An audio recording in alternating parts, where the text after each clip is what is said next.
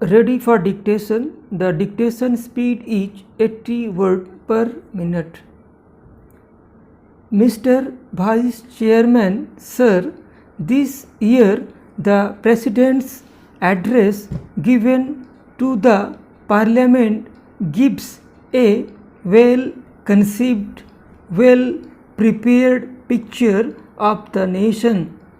I rise to support the motion of thanks which has been brought before the House by Sri Kulkarni.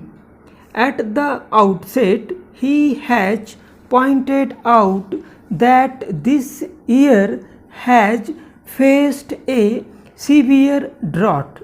Then he points out to the danger of internal and external forces that remind us of the secessionist tendencies, the terrorism that is prevalent in a very serious form in the northwest and northeast frontiers of the country.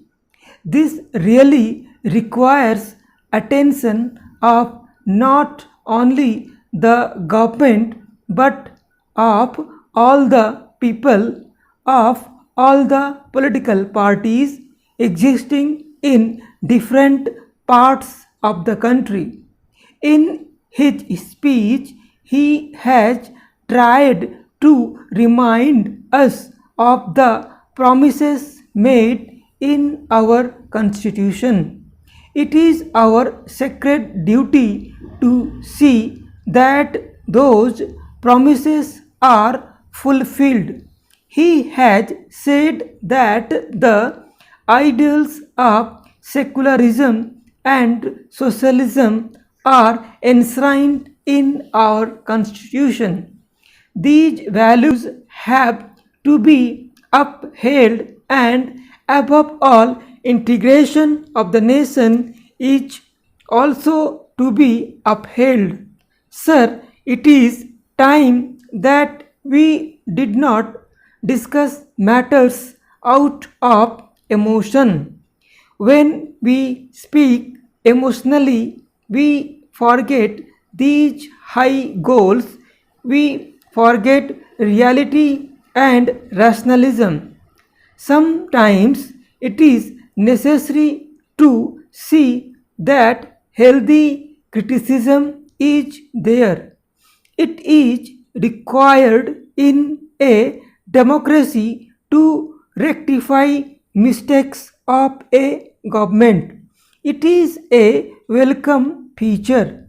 But when we speak emotionally, we forget these fundamental facts and obviously we commit mistakes. Here we should remember that we are speaking in the highest supreme body of the nation, where the future of the nation is to be built. When we are discussing all these things in this house about the goals of the nation, about the development of the national life, the whole world is watching us. So this factor has always to be kept in mind. Now coming to the second point about the external dangers, we know of the terrorists in the border states. Sometimes they are assisted by certain outside powers who are not happy with our development. Sometimes they are provided with the latest weaponry with ulterior motives. These things have been discussed in the House and they need not be repeated here. But we cannot be blind to ourselves. We have to look to these aspects. Many of the honorable members have made a mention of these things, and we must be prepared for everything. Sometimes they are supplied with sophisticated weapons. Superpowers are helping them, so we must be careful and watchful. Another thing is about the secessionist tendencies supported under the cover of religious fundamentalism abated by foreign agencies. This must be curbed.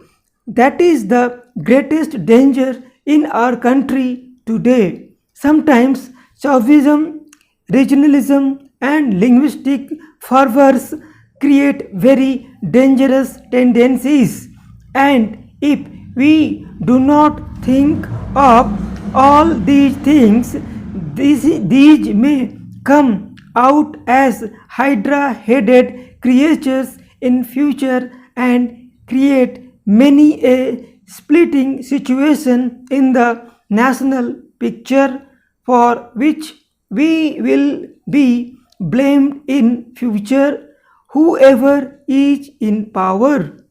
It is the responsibility of all citizens, all political parties to look into these factors which have been rightly pointed out in the President's address.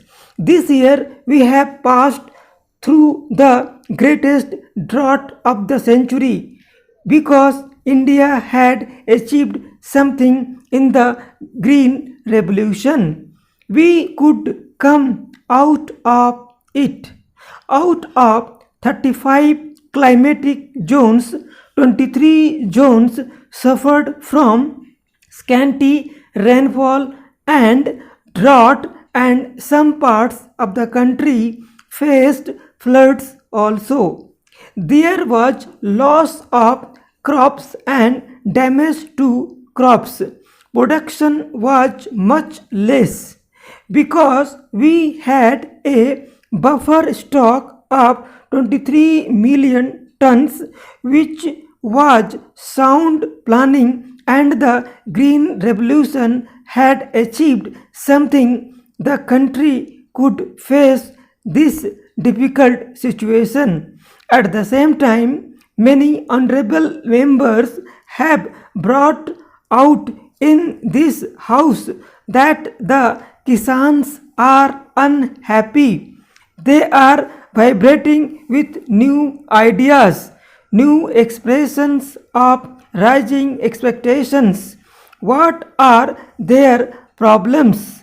Anybody who goes to the villages comes to know that the balance of trade or the balance of economic situation is not in their favor. The prices are rising and they are not getting justice. That is their feeling.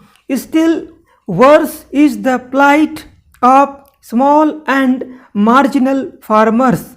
The government is spending a lot on subsidies for food sufficiency by way of subsidized fertilizers and other things, but their share is much less. The dry land farmer and the small and marginal farmer have to do distress sales because in our country there is no proper marketing organization to help them. Unfortunately, we had thought that the cooperatives would develop, but they have not developed, and the marketing agencies have not developed. So they are the worst sufferers in this situation of rising prices. The other sector enjoy a favorable position. They can command the economy. The farmers are very much discontented, for which we have to take proper precautions.